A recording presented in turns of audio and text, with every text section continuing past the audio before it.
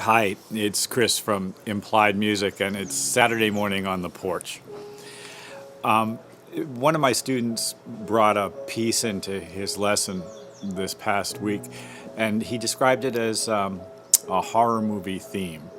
And I thought to myself, horror movie music. Well, there's a long tradition of it, but there's a contemporary approach that's exemplified by an old buddy of mine, Charlie Clouser, in his scores for the Saw films. Currently, Spiral is out, American Horror Story, etc. I thought we'd think about that a little bit today.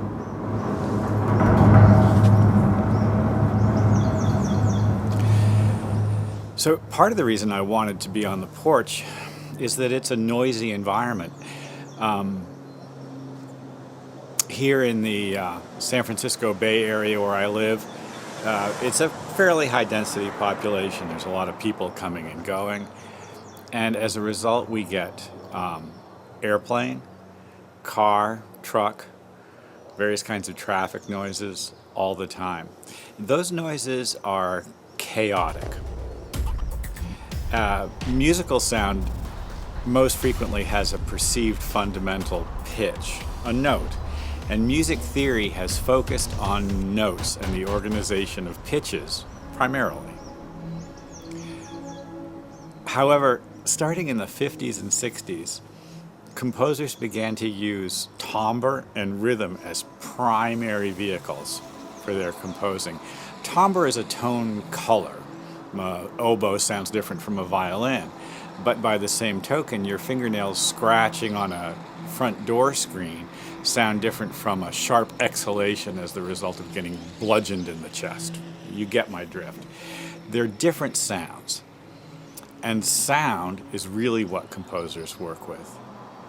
We don't necessarily work with pitches, chords, even melodies, and this is what Charlie does so well in his scores for the Saw series, for Spiral, etc. He's not alone. In the 50s and 60s, avant-garde composers, and I'll just say a couple of names, and you can go maybe listen to some of these guys. Karl-Heinz Stockhausen, Luciano Berio, and my hero in the United States, John Cage, were working with found sounds, either performed live or on tape.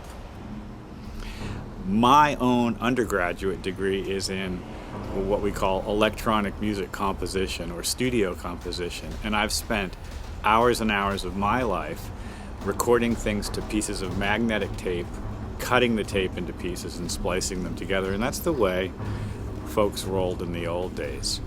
And it encouraged a way of thinking about sound that is structural. Individual sounds follow individual sounds, and that's going to be true if you're working in a DAW as well. Now we have access to every possible sound. I think it's reasonable to say that. And to have access to every possible sound means an enormous responsibility for us structurally. How do I decide what is my main sound? What follows what? And there's a few things to keep in mind, and they're the same things that every composer, even someone working tonally, is going to keep in mind. The first thing I like to think about when I'm building my soundscape is what painters call foreground and background. Foreground is right up front. It's what's right in front of you. Background is deeper. The sound of a passing voice, for instance.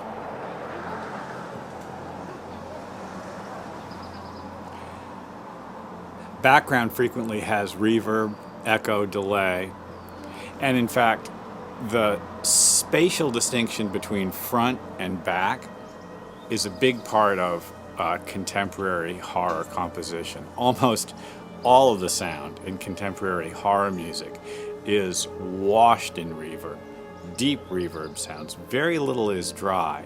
I'm not exactly sure why that is, but I think it has something to do with the fact that dry sounds feel like they're right in your head, the ASMR effect. Whereas a wet sound is encompassing and enveloping and is more mysterious. It's far away and we don't know what it is. Now, front and back are basically spatial placement. Left and right, of course, are critical spatial placements as well. Another thing Charlie does well, and maybe it's my second bit, is the frequency range that a sound object lives in. A sound may be high-pitched, high frequencies, high kilohertz. It may be low, crazy low. It may travel through that field. And all those, all those things are elements that the composer works with.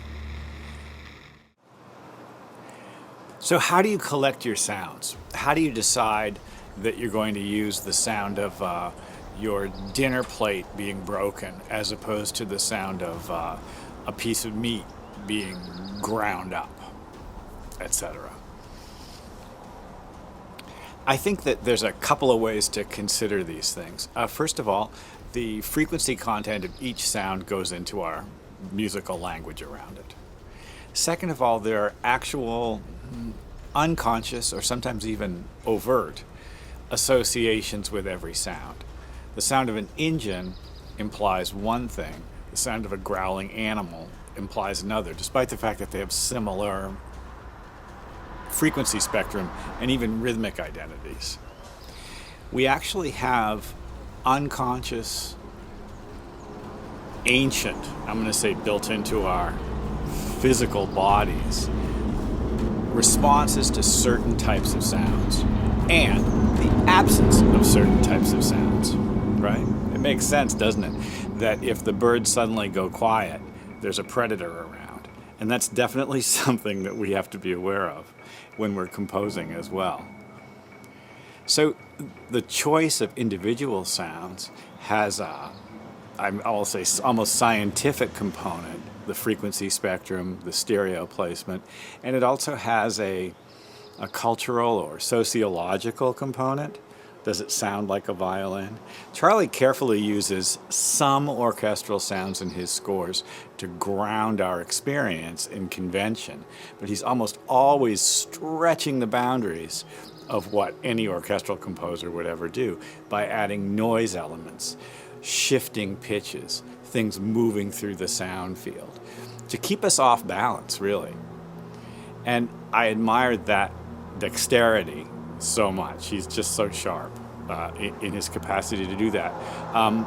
There are other contemporary composers who work in similar ways. I've just happened to have been tracking his work, and it's terrific.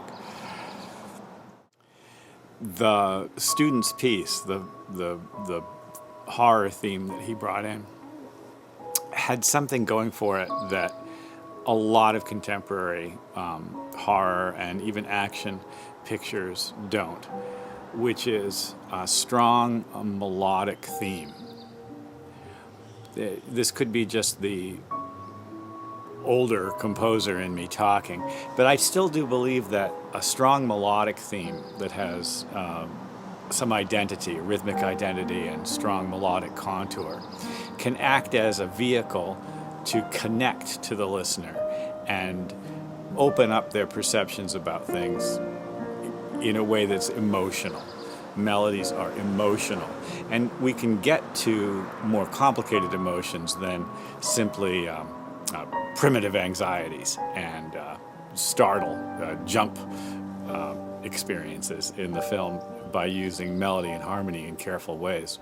But the thing that I felt that the student's piece lacked was a connection to exactly those I'll just say primitive, sure, fears, and the connection to chaotic sound, to sound that feels somewhat out of our control in these scores is a really important part of contemporary horror composing. Oh, this has been a bit of a rant. I guess I just have to say, not a rant exactly, but I'm just talking at you, and sometimes I guess that should be okay. Those chaotic sounds can have almost any number of sources. There's plenty of sound effects out there. I would definitely also encourage you to grab your microphone. Maybe it's just your phone's mic and record sounds out in the field when you can get to them. The world is full of interesting sound that can be manipulated for a number of ways. It doesn't have to obviously be a horror score. It could just as easily be tranquil, contemplative, meditative. It could be hopeful, uplifting. Sound is excellent if you let it be. And with a little bit of careful construction, it can also tell a story. Well, I hope this has been useful. As always, like and subscribe. You'll see a couple of other videos listed at the end of this one. And check out some of my tutorials on more tonal material. Comments on the video are helpful to the video, and I really appreciate your attention. As always, it's great to be doing these, and I'll see you next time.